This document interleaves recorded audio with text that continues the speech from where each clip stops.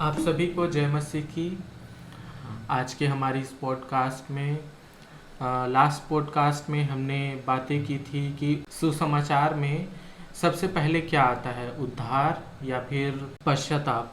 और इसी श्रृंखला में हम आज आगे बढ़ेंगे। और जैसे पिछले बारी हमारे संग थे आकाश कुजूर जी और जुगनू शिखर क्षत्रिया जी, वैसे ही आज फिर वो दोनों हमारे संग हैं।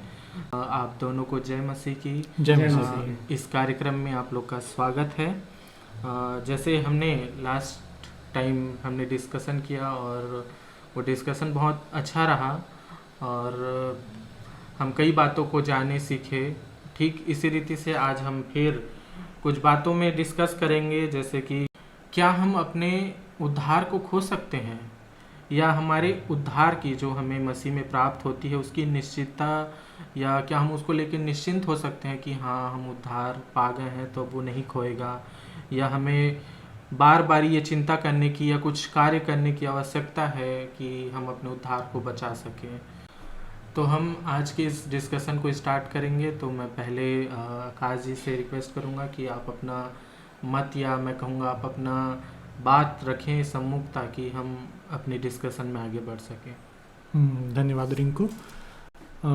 इस विषय में मैं थोड़ा सा अपना पिछला एक्सपीरियंस शेयर करना चाहता हूँ कि जब मैं नया नया मसीह में आया था तो मेरे मन में क्या चलता था कि मैंने प्रभु को ग्रहण कर लिया है, प्रभु मेरे लिए क्रूस पे मरे हैं, इन बातों का मेरे को पता था। पर मेरे मन में यही आता था कि नए नियम में भी यीशु मसीह ने बहुत सी बातें बोली हैं करने के लिए, जो कि मैं कर नहीं पाता हूँ सबको। तो मेरे मन में यही आता था कि क्या मैं इस बात को नहीं किया हूँ, तो यदि मैं क्षमा नहीं मांगा और ऐसे ही मर गया तो मैं नरक चले जाऊँगा, क्योंकि मैं सारी आज्ञा तो माना लेकिन एक आज्ञा को मानना भूल गया मैं। या रैप्चर की बात हम करते तो मन में ऐसा आता था कि यीशु मसीह कभी भी आ सकते हैं, तो मेरे को बिल्कुल मेरे अंदर में कोई भी दाग, कोई भी पाप नहीं होना चाहिए। तो कहीं ऐसा ना हो जाए कि मैं गलती से पाप कर दिया, मान लो किसी अपने भाई से झगड़ा कर दिया बुरी तरीके से, और वो भाई फिर चला गया है और मेरे को पता है मेरे को उसके साथ सुलह करना है, क्योंकि प्रभु बोले हैं कि अपने भाई के साथ तुम सुलह करो करके, और मैं वो उसको मेरे को मौका नहीं मिला और उसी स्थिति में यीशु मसीह आ गए मेरे को लेने के लिए। तो क्या मैं उस एक गलती के लिए कि मैं अपने भाई के साथ सुलह नहीं कर पाया था, प्रभु मेरे को छोड़ देंगे? तो ऐसा मतलब प्रभु को ग्रहण करने के बाद भी ऐसे विचार आते थे, और ये कई सालों तक मेरे अंदर में था कि डर के कि मैं मतलब ठीक है प्रभु ने उद्धार दिया है, लेकिन यदि मैं उसके बाद भी पाप करूं और मैं माफ़ी नहीं मांगूं, किसी चीज़ का चूक गया मैं, तो परमेश्वर मेरे को छोड़ देंगे करके, क्योंकि वो पाप को नहीं एक्सेप्ट कर सकते। तो यानी आप एक तरीके से ये कह सकते हैं कि आप निश्चिंत नहीं हो पा रहे थे कि मैंने उद्धार पाया है कि नहीं पाया हूँ मालूम था, लेकिन मैं उसको खो सकता हूँ छोटी सी मिस्टेक के लिए। और यहाँ तक विचार आते थे कि मैं जैसे आईटी कंपनी में हूँ और हम लोग को पता है पायरेटेड सॉफ्टवेयर चलाते हैं कई जगह पे, है ना, जहाँ पे लाइसेंस नहीं खरीद पाते। तो मेरे मन में आता था कि यार मैं प्रभु को ग्रहण कर लिया हूँ और मैं पायरेटेड सॉफ्टवेयर चला रहा हूँ, अब खरीदने जाओ तो 20-30 हज़ार का आता है, माइक ऑफिस ही ले लो। तो मैं अगर बिना खरीदे चला रहा हूँ तो मैं तो गलत कर रहा हूँ करके, ये यहाँ तक विचार आते थे। फिर मेरे मन में ये आता था तो क्या परमेश्वर मेरे को इसलिए त्याग देंगे क्योंकि मैं माइक्रोसॉफ्ट कंपनी का एक तो सॉफ्टवेयर नहीं खरीदा हूँ, इसलिए वो मेरे को नरक में डाल देंगे? क्या परमेश्वर को माइक्रोसॉफ्ट कंपनी को मैं पैसा दिया हूँ कि नहीं, उससे मतलब है कि मेरे से मतलब कई विचार कन्फ्यूजन आते थे।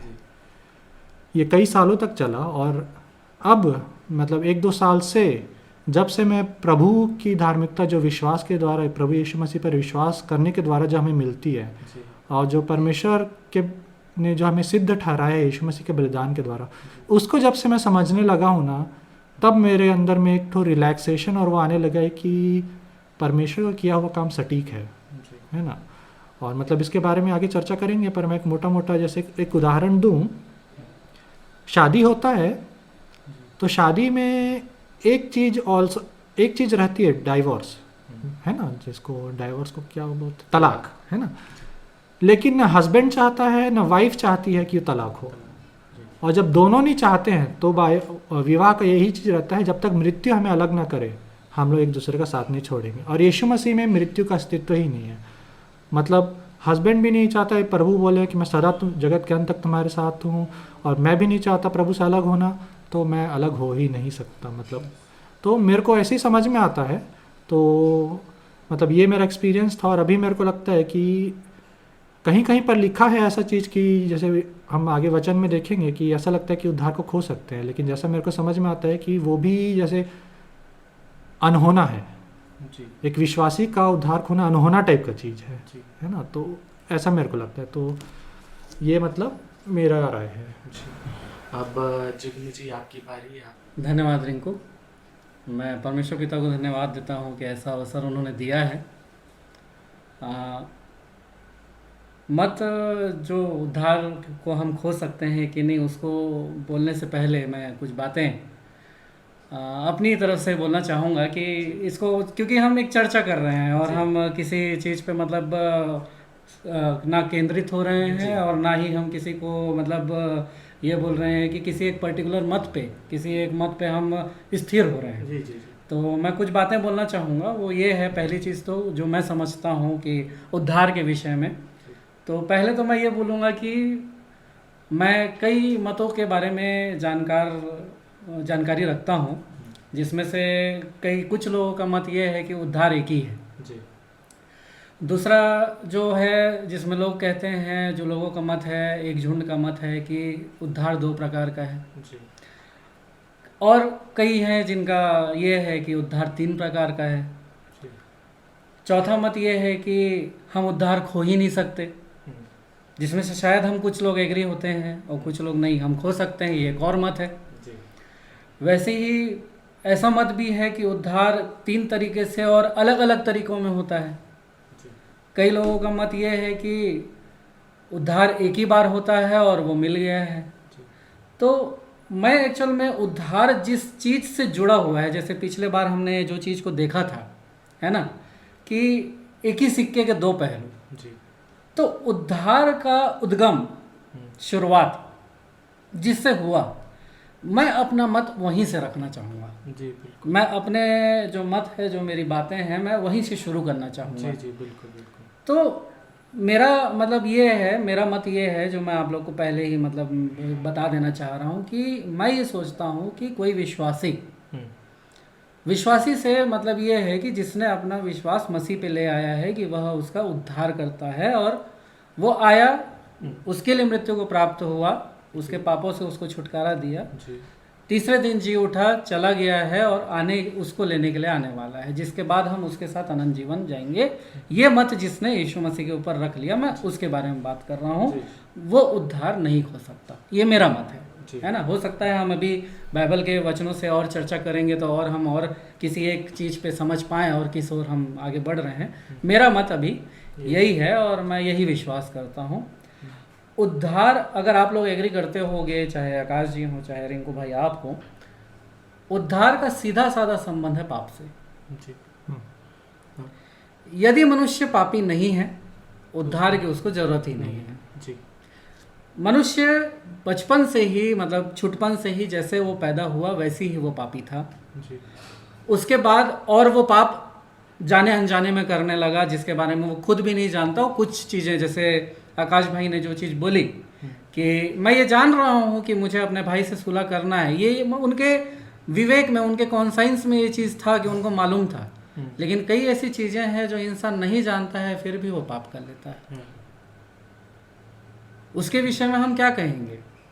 तो मेरा जो कहना वो ये है कि मैं ये चीज़ क्लियर करना चाहता हूँ, या इस चीज़ को मैं डिस्कशन का आधार बनाना चाहता हूँ कि जिस उद्धार की हम बात कर रहे हैं वो पाप से छुटकारा, यस, पाप से मुक्ति, जी पाप के बिना जीवन, जी हम इस चीज़ को बोल रहे हैं। करेक्ट। ये चीज़ मैं पहले क्लियर कर दूँ।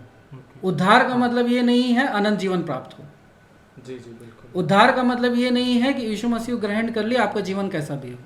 मैं जिस उद्धार के विषय में बात कर रहा हूँ, जिसकी निश्चयता की हम बात कर रहे हैं, वो पाप से मुक्ति या पाप रहित जीवन, जो यीशु मसीह में उसकी धार्मिकता हम कहलाते हैं, उससे हमको मिलती है, उसके ऊपर विश्वास करने से। मैं इस बारे में बात कर रहा हूँ। इस बारे में अगर आप वचनों में अगर जाएं, खैर वचन पे जाने से पहले एक कहानी है, एक छोटा सा कहानी है जो मैं कई एक जगह बोलता हूँ जब भी मेरे को मौका मिलता है। मैं आज भी वो चीज़ यहाँ पे बोलना चाहूँगा जी। और वो ये है कि एक घटना है जिसमें आप एक चीज़ सोचो कि एक व्यक्ति है जो 21वें मंजिल में फंसा हुआ है और उस बिल्डिंग में आग लग जाए, जी। और उस बिल्डिंग में आग लगा हुआ है और वो फंसा हुआ है और वो देख रहा है अपनी आंखों से, या उसको अपने अंदर में महसूस हो रहा है कि अब मैं मरूंगा, मैं मृत्यु को प्राप्त हो जाऊंगा, क्योंकि 21वें फ्लोर से मैं नीचे कूद सकता नहीं, क्योंकि कूदूंगा तो वैसे भी मरूंगा। आग नीचे से आ रही है, मैं जा सकता नहीं, क्योंकि जाऊंगा तो जल के मरूंगा। तो चाहे गिर के मरूं, चाहे जल के मरूं, चाहे कैसे भी हो, कोई भी परिस्थिति, या ये बिल्डिंग मेरे ऊपर गिर जाए या कुछ भी, मरूंगा मैं। उसको वो दिख रहा है। जी। कहीं से ऐसा होता है कि एक सुपरमैन या एक शक्तिमान आता है और वो 21वें मंजिल के उस बिल्डिंग में घुसता है और उसको हवाई हवा में लेके जाता है। ना उसको वो जमीन में रखता है और ना ही उसको छोड़ देता है। जी। उसको बचाता है उस बिल्डिंग से, खिड़की में घुस के उसको उठाता है और लेके जाता है।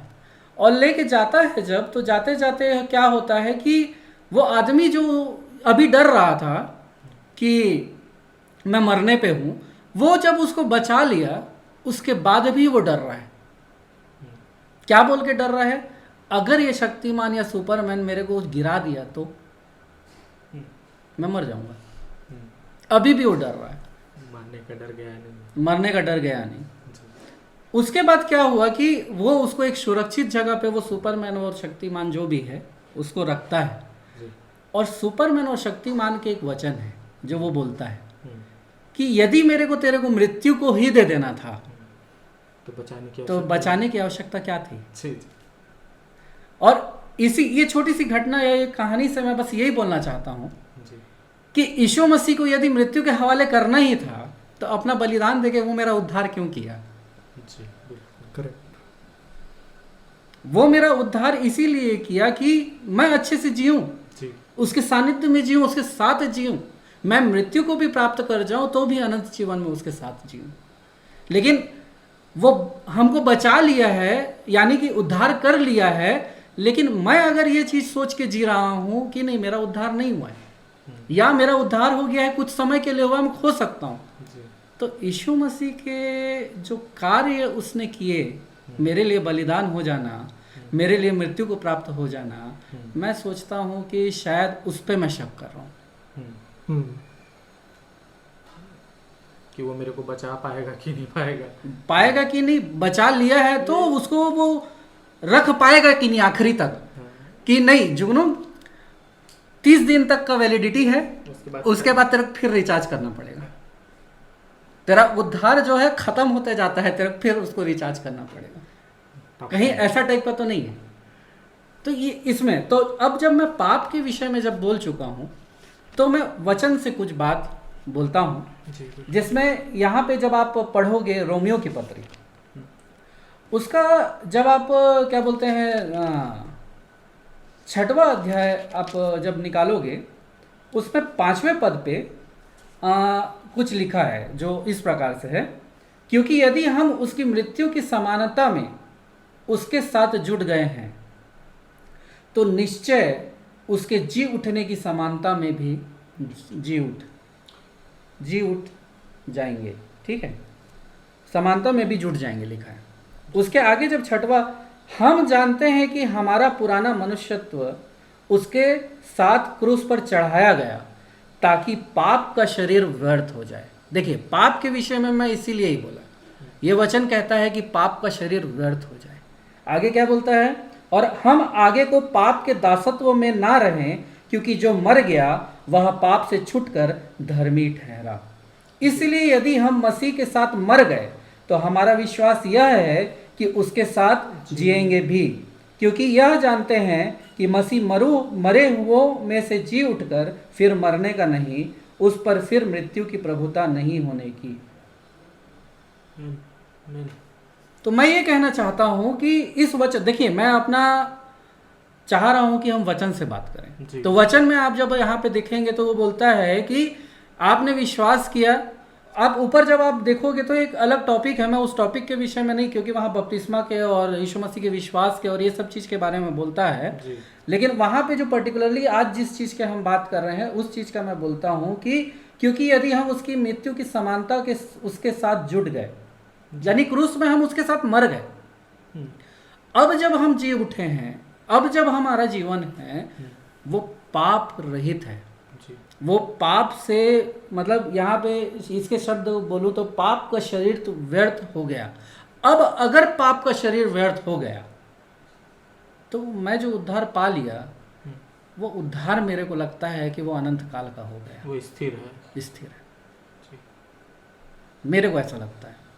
अब इस पे मैं जो चीज़ आता हूँ कि आज जिस चीज़ की हम चर्चा कर रहे हैं, है ना, कि उद्धार क्या हम खो सकते हैं क्या नहीं खो सकते हैं, मैं अगर ऐसा बोलूं तो मैं ये सोचता हूं कि उद्धार खोना नहीं खोना बाद में आता है, लेकिन दिमाग में या विवेक में एक द्वंद्व युद्ध, एक युद्ध अलग ही चलता है जो इस चीज को निर्धारित करता है कि आप क्या सोचते हो, कि आप उद्धार खो लिए हो या आप उद्धार पा लिए हो। इसका भी रोमियो में वही 6वां अभी हमने पढ़ा, आप 7वां जब आप देखोगे उसके 14 वचन से वो एक बात पौलुस कहता है कि हम जानते हैं कि व्यवस्था तो आत्मिक है, परंतु मैं शारीरिक और पाप के हाथ बिका हुआ हूँ।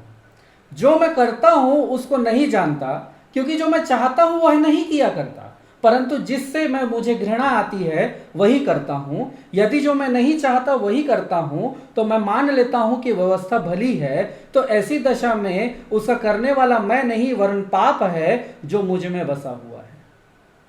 हालेलुया, कितना सुंदर वचन है। यानी कि मैं इस वचन के लिटरल मीनिंग को या इसको एक्सप्लेन नहीं करना चाह रहा हूँ, मैं ये बोलना चाह रहा हूँ कि ये एक बात ऐसा बोल रहा है कि यदि मेरे दिमाग में पाप है, अगर मतलब पाप नहीं बोलना चाहिए, मेरा अगर सिन कॉन्शियसनेस यानी मेरा विवेक हमेशा पाप की ओर अगर है, तो मेरा जो भी डिसीजन या जो भी आगे होगा वो जजमेंट के ऊपर ही होगा। लेकिन यदि मैं ऐसा सोचूं, क्योंकि मेरे लिए यहाँ पे गौर करने वाली बात जो है वो ये है कि आपको अगर अच्छा खाना मिल रहा है, आपको अगर अच्छा रहना मिल रहा है, आपके लिए कोई व्यक्ति हर चीज कर दे रहा है, सब चीज कर दे रहा है, सब कुछ कर चुका है, आपको अपना संपत्ति अपना सब कुछ सौंप के चला गया है, मेरे को नहीं लगता कि उसके प्रेम के आगे आप उसको धोखा देने का कोशिश करोगे कि नहीं ये संपत्ति मुझे नहीं चाहिए, ये सब चीज नहीं चाहिए, तो उद्धार कर लिया ठीक है, ये उद्धार नहीं चाहिए, मैं फिर वो पाप वाले जीवन में जाऊंगा। ये वचन जो है वो इस प्रकार का कहता है कि मैं पाप नहीं करना चाहता, कहने मतलब लिटरल वो चीज ये बोल रहा है ना कि मैं पाप नहीं करना चाहता लेकिन मैं करता हूं। तो वो मेरे से नहीं होता है, वो किससे होता है? पाप से होता है जो मेरे शरीर में है। तो कहने का मतलब ये है कि पहले हम अपना विवेक, हम अपना दिमाग, हम अपना जो सोच है उसको क्लियर करें कि हम पाप के विषय में, और पाप करवा कौन रहा है, करता कैसे है, उस चीज को हम एक बार देखें। क्योंकि जो इंसान उद्धार पा लिया है ना, वो मैं मान ही नहीं सकता कि वो पाप करने के बारे में सोचेगा।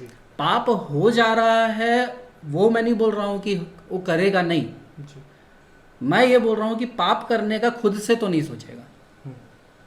मतलब अपना उद्धार खोने का प्रयास वो खुद से तो करने से रहा, अब उससे पाप हो जा रहा है तो वो ये बोलता है कि क्योंकि हम उस शरीर में है जो पापी है, उसके कारण हम पाप कर ले रहे हैं।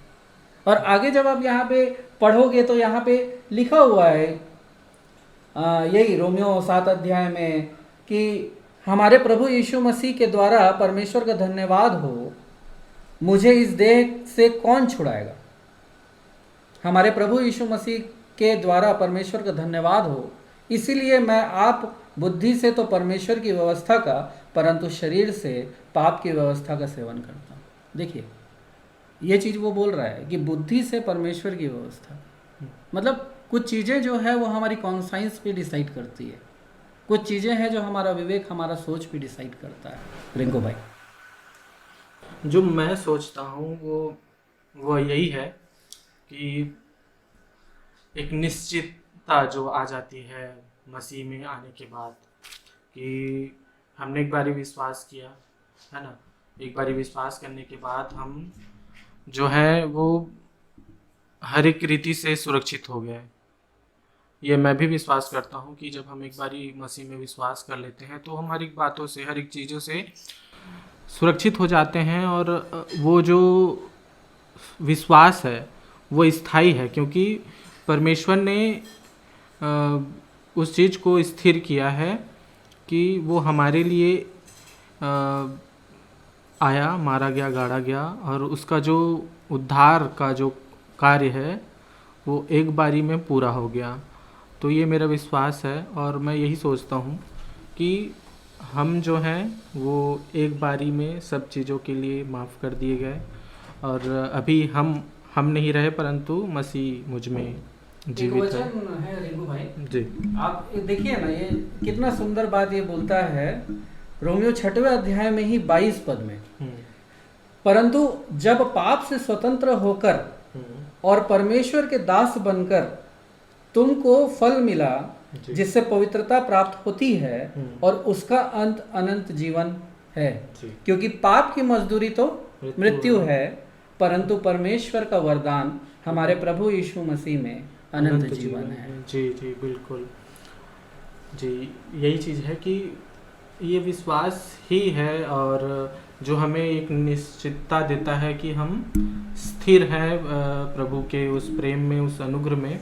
अभी जो रोमियो के 7वें अध्याय में जो हमने जो बोला, एक प्रश्न मेरे पास आता है, पता नहीं उसका डिस्कशन अभी करना चाहिए कि नहीं। जैसे 7वें अध्याय में बोलता है कि मैं जो चीज़ मैं नहीं करना चाहता वही मैं करता हूँ, और यदि मैं वो करता हूँ तो मैं नहीं बल्कि पाप जो मुझ में बसा हुआ है वो करता है। तो ये चीज़ मेरे लिए कन्फ्यूजन था कि 6वें अध्याय में बोलता है कि पाप का शरीर व्यर्थ हो जाए, और 7वें अध्याय में बोलता है कि मैं नहीं करता हूँ, मेरे में जो पाप बसा हुआ है वो करता है।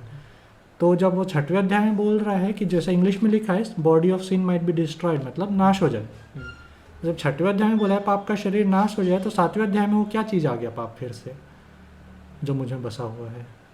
तो पता नहीं वो अभी चर्चा करने वाला है कि नहीं, लेकिन अगर चर्चा वाला विषय है तो हम लोग कभी बाद में भी देख सकते हैं उस चीज़ को। मेरे को जैसा समझ में आता है,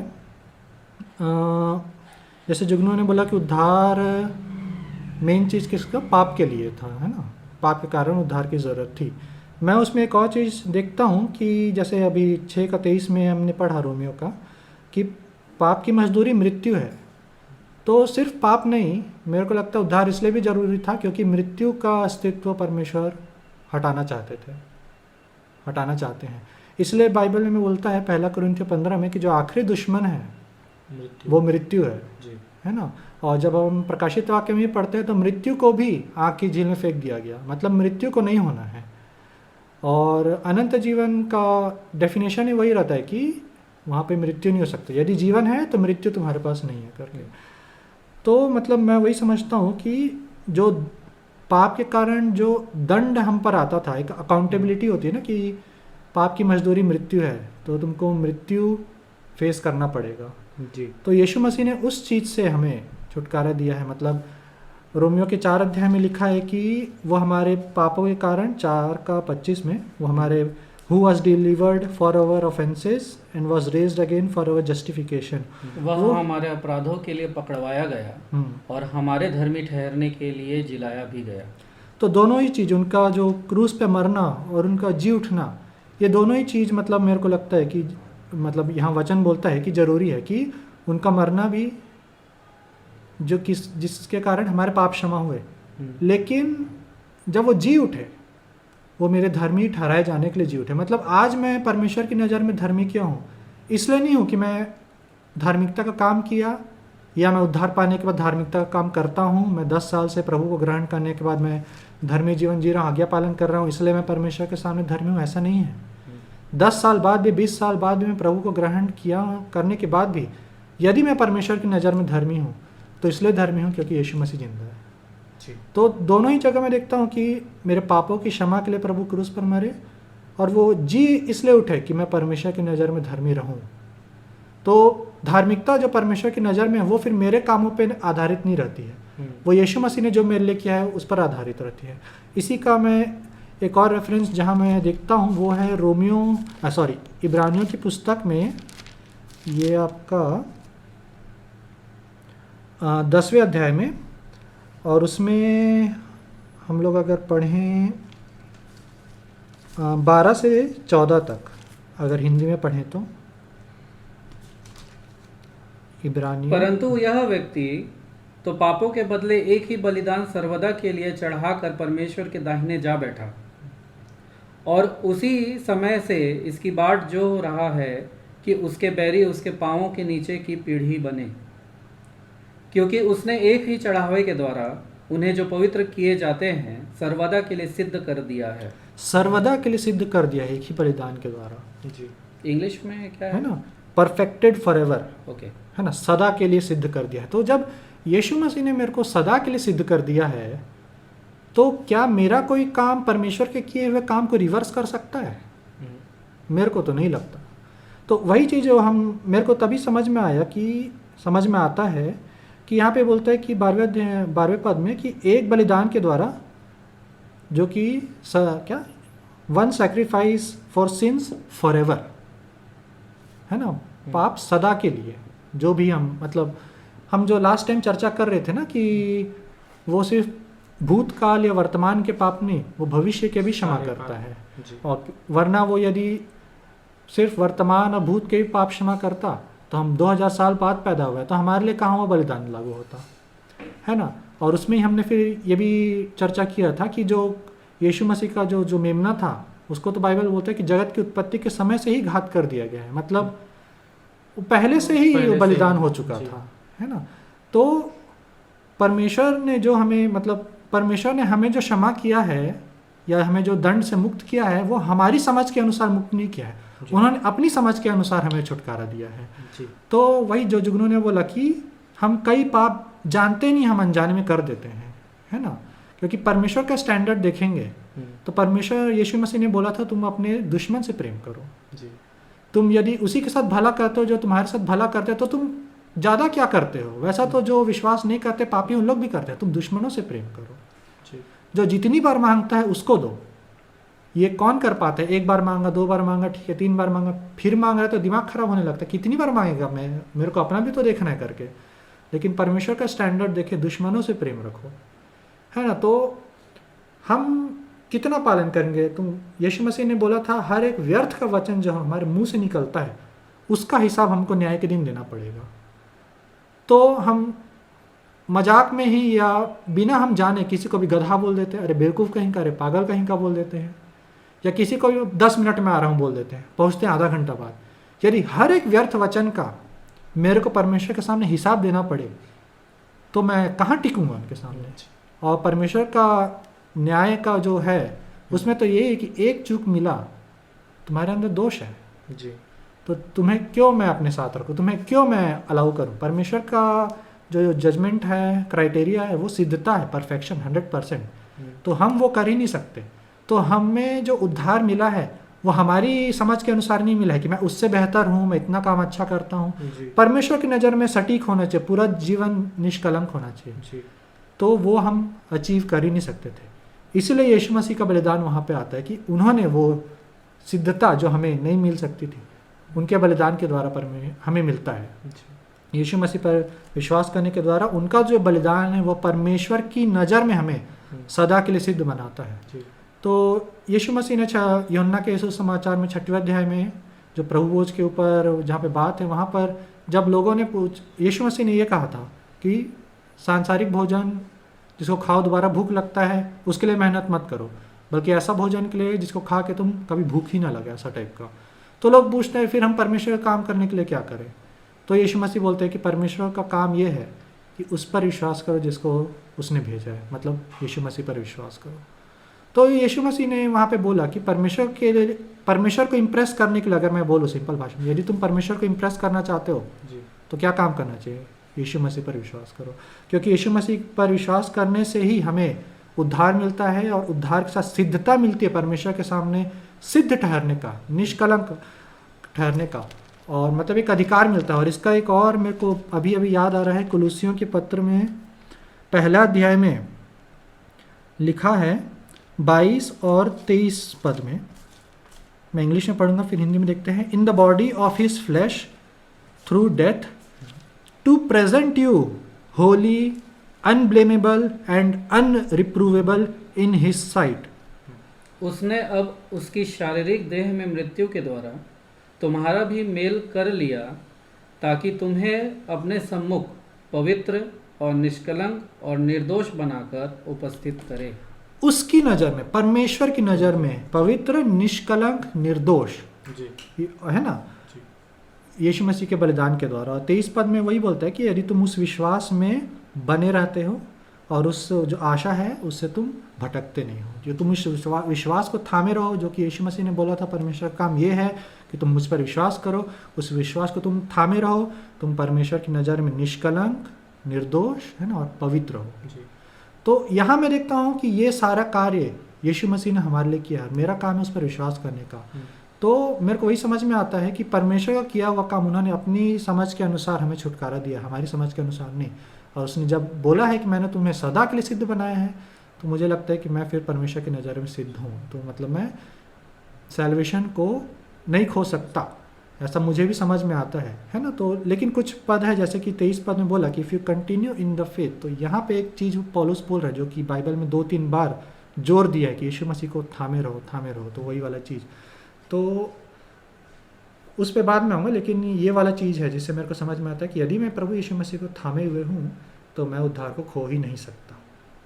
अगर हम मसीह में हैं तो उस आशा को मैं थामे हुए हूँ जो क्रूस की आशा है, तो मैं उद्धार खो ही नहीं सकता। तो मैं निरंतर उसके प्रेजेंस में और उस उद्धार में बना रहता हूँ जो उसने हमें दिया है ना।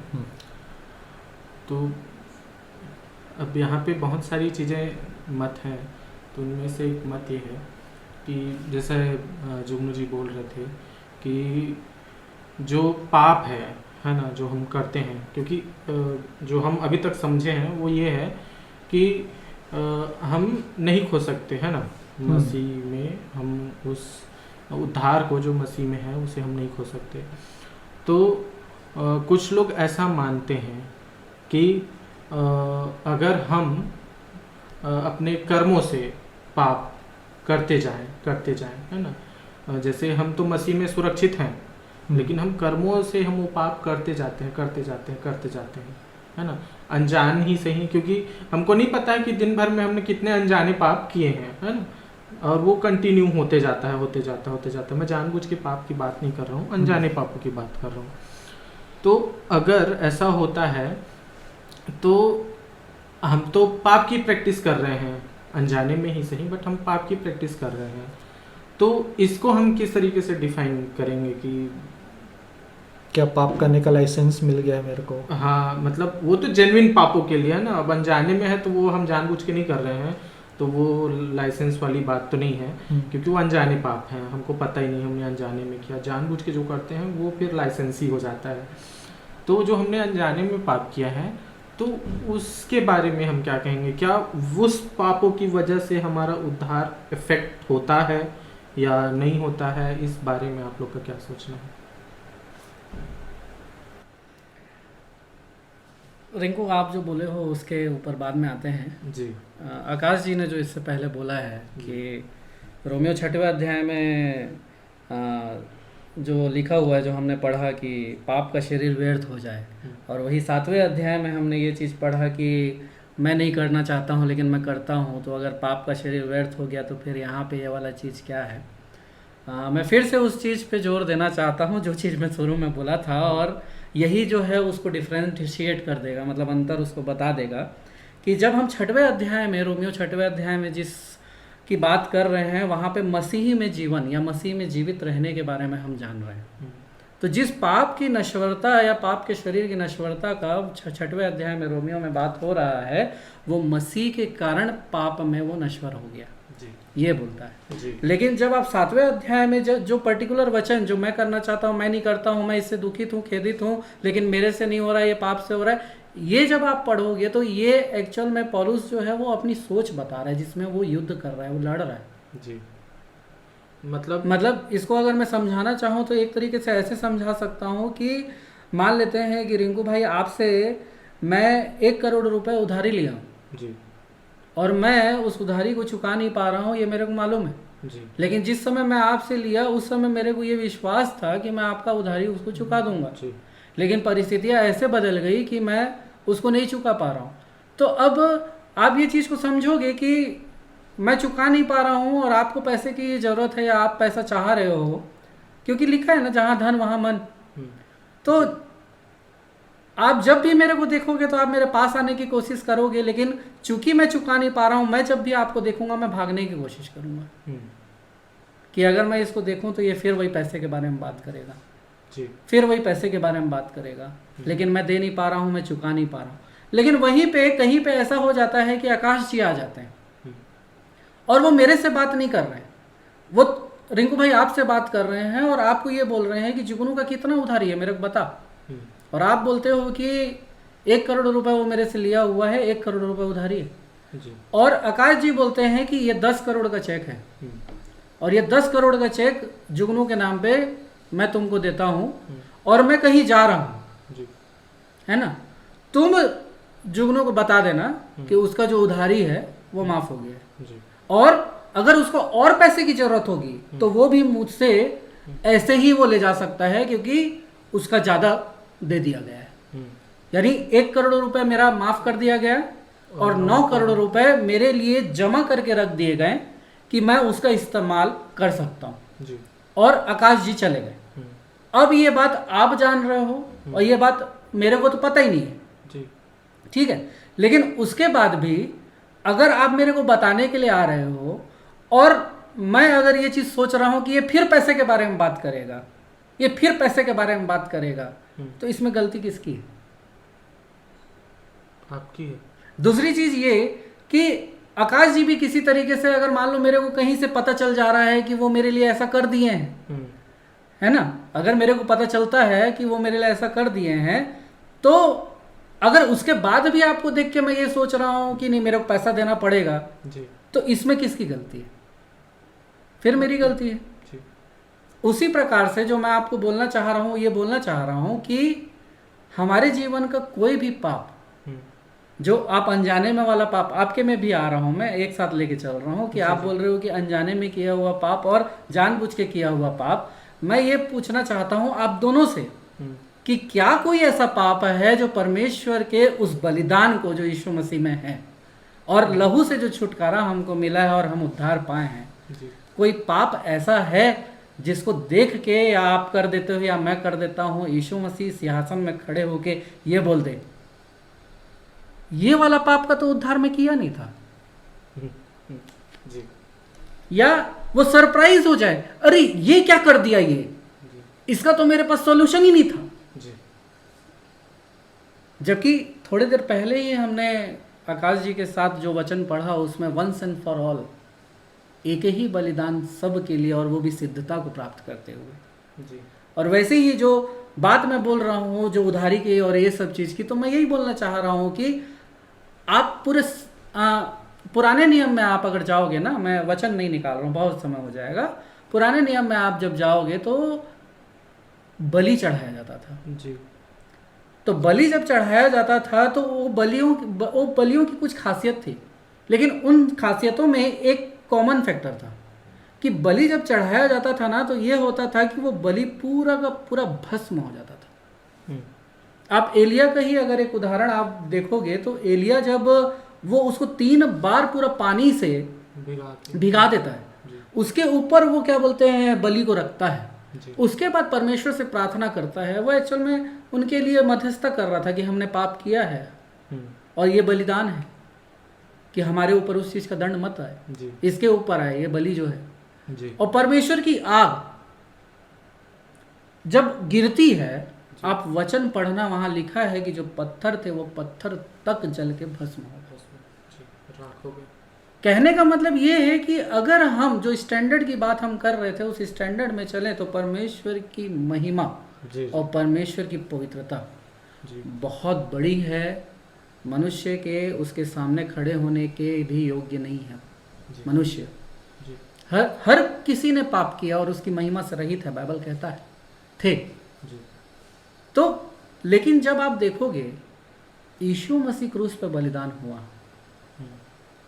3 घंटे तक अंधेरा रहा, जी उसने ये चीज को बोला कि हे मेरे परमेश्वर तूने मुझे क्यों छोड़ दिया। जी यीशु मसीह इकलौता वो बलिदान था जो उस आग को झेल लिया, और उसके बाद वो बोलता है कि हे पिता मैं अपनी आत्मा, नहीं, उसके पहले वो एक बहुत महत्वपूर्ण बात बोलता है, 6वीं वाणी, इट इज फिनिश्ड, पूरा हुआ। जी और उसके बाद फिर वो बोलता है कि हे पिता मैं अपनी आत्मा तेरे हाथ में सौंपता हूँ, और वो मृत्यु को प्राप्त कर जाते हैं। तो मेरा कहने का मतलब ये है कि आप जो गाय बैल भेड़ बकरी वाले जो बलिदान थे, वो जब बलिदान चढ़ाते थे तो इजरायली तो निश्चिंत रहते थे कि हाँ हमारे पाप क्षमा हुए, लेकिन वो बलिदान चला जाता था, खत्म हो जाता था, नश्वर था, उनको फिर आके बलिदान चढ़ाना पड़ता था। जी लेकिन हमारे लिए एक ही बलिदान यीशु मसीह ने जो दिया, वो बलिदान इतना बड़ा था कि उसने वो पूरी आग को अपने ऊपर भी संभाल लिया, लेकिन फिर भी वो जीवित था, फिर भी वो खड़ा रहा। जी बिल्कुल। तो कहने का मतलब ये है कि सिर्फ वो इजरायली जाति का पाप वो भेड़ गाय बैल नहीं संभाल पाते थे, और वो भस्म हो जाते थे, और बार बार उनको चढ़ाना पड़ता था। लेकिन यीशु मसीह के सामने सिर्फ इजराइल का पाप नहीं था, यीशु मसीह के सामने में पूरे विश्व के लोगों का, भूत भविष्य वर्तमान सब पाप था। जी तो अगर एक व्यक्ति अपने मन में ये चीज को सोच रहा है कि मेरा पाप अनजाने में हो या जानबूझ के हो या कैसे भी हो, मैं ये सोचता हूं कि 10 लोग भी मिल के पाप करें ना, तो वो पूरे संसार का पाप से तो छोटा ही करेंगे। जी और उस चीज के लिए यीशु मसीह बलिदान हुआ, पूरे संसार के उस पाप के लिए, पूरे मानव जाति के लिए यीशु मसीह बलिदान हुआ। और जो उधार और ये सब चीज की बात मैं कर रहा हूं कि आपसे मैंने 1 करोड़ रुपए उधार लिया, तो हम परमेश्वर के ऋणी थे, हमने परमेश्वर से उधार लिया था जीवन, और पाप की मजदूरी मृत्यु, हम उसको चुकाने पे थे। लेकिन यीशु मसीह आया और यीशु मसीह बोला कि ये 10 करोड़ तू रख, जितना इसका ऋण है, मतलब जितना इसका पाप है, जितना इसका बलिदान होता है, जितना ये होता है, उससे कई गुना बड़ा बलिदान मैं तेरे को देता हूँ। और यीशु मसीह ने अपने आप को मेरे लिए बलिदान दे दिया। और आज भी अगर उस बलिदान के बाद ये जानते हुए भी मैं सोच रहा हूँ कि मैं अपना उद्धार खो सकता हूँ, जी तो मेरे को लगता है कि यीशु मसीह ने जो कार्य मेरे लिए किया है उसकी कद्र मैं नहीं करता हूँ, उसको मैं नहीं समझता हूँ। जी यानी कि आप ये बोल रहे हो, या हम ऐसे समझ सकते हैं कि जो रोमियो 7वें अध्याय में जो अंतर्द्वंद की बात कही है पौलुस ने, वो बेसिकली वो ये है कि वो रिफ्लेक्शंस हैं, है ना, वो किए हुए कार्य को, संपूर्ण किए हुए कार्य के बाद अगर हम मनुष्य ये नहीं सोच पाते हैं कि उन्होंने पूरा किया है, तो ये इट्स अ रिफ्लेक्शन है ना, कि अरे यार ये मैं जो कर रहा हूँ वो गलत है। एक्चुअल में रिंकू भाई, इसको और क्लेरिफाई करने के लिए मैं ये बोलता हूँ कि मैं ऐसा बोलना चाह रहा हूँ कि हाँ वो अंतर्युद्ध है, लेकिन कहीं ना कहीं मेरे को लगता है कि पौलुस को आत्मा में ये चीज़ पता था कि कहीं कभी 3 लोग बैठे होंगे, जुगनू, आकाश और रिंकू, और इस बात पे चर्चा कर रहे होंगे। तो उनके क्लैरिफिकेशन के लिए ये बात लिख देता हूँ मैं, क्योंकि यहाँ पे जिसके विषय में वो बोल रहा है वो एक्चुअल में जब आप समझोगे, आगे जब आप पढ़ोगे ना, तो वहाँ पे एक चीज़ ये लिखा है, मैं कैसे अभागा मनुष्य हूँ, मुझे इस मृत्यु की देह से कौन छुड़ाएगा। देखिए वही 7वें अध्याय में ही वही प्रश्न है, और आगे वो बोलता है कि धन्य हो परमेश्वर के पुत्र यीशु मसीह का।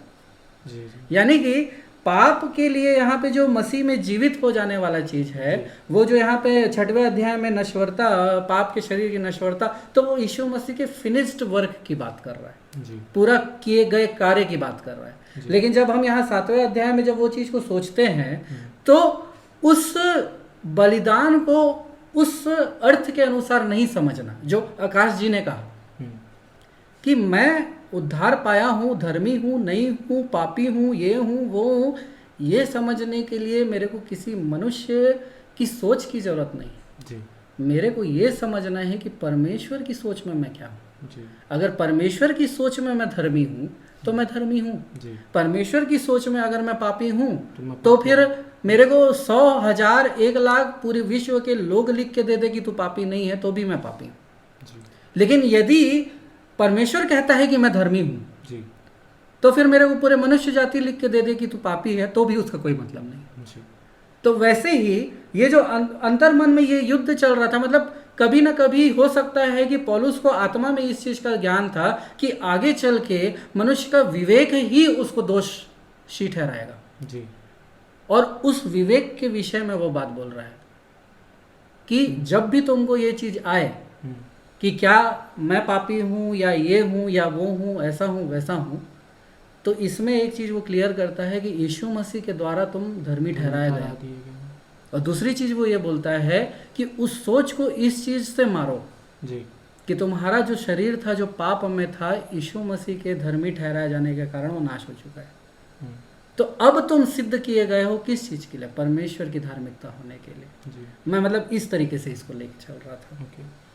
तो बेसिकली ये है कि ये जो अंतर्द्वंद है वो हमारे शरीर और आत्मा के बीच में है ना? कह सकते हैं बिल्कुल कि शरीर तो कहता है कि मैं पापी हूँ, मगर आत्मा ये बताती है कि मैं धर्मी हूँ। या इसको और बोलें तो शरीर कहता है कि तू मृत्यु को प्राप्त है, और आत्मा कहती है कि तो तू जीवन को प्राप्त है। तो हम तो आत्मिक मनुष्य हैं, आत्मा की सुनना है। तो आत्मा के चलाए, जैसे कि पौलुस कहता भी है कि अब तुम जीवित नहीं रहे परंतु मसीह तुम में जीवित है, मुझ में जीवित है, और इसमें हमें आत्मा के चलाए चलना है क्योंकि हम नई सृष्टि हैं। तो अब जो दूसरा मेरे हृदय में जो क्वेश्चन है वो ये है आप लोग के लिए, यानी सिर्फ मेरे हृदय में नहीं बट बहुत लोग के हृदय में ये क्वेश्चन होता है कि क्या हम ये मान लें कि जो हम शरीर से पाप करते हैं, है ना, शारीरिक पाप जो हम करते हैं, कहीं ना कहीं इसका उत्तर दिया जा चुका है, मगर फिर भी एक क्लियरिफिकेशन के लिए मैं ये क्वेश्चन कर रहा हूँ कि जो हम शरीर के द्वारा पाप करते हैं, है ना, शरीर के द्वारा, अब ये इसमें मैं इंक्लूड करूँगा जाने और अनजाने, है ना, जाने और अनजाने दोनों पाप, क्योंकि शरीर के जो पाप हैं या तो वो हैबिचुअल हैं जो हम बचपन से करते आ रहे हैं, है ना, और कुछ पाप ऐसे हैं जो है ही हमारे अंदर, है ना, जो हैबिचुअल, जैसे मैं कहूँगा कि हम बचपन से झूठ बोलते हैं तो वो हैबिट में आ जाता है ना, लालच अंदर से आता है ना, क्योंकि वो हमारे अंदर है, क्रोध है वो हमारे अंदर से आता है ना, और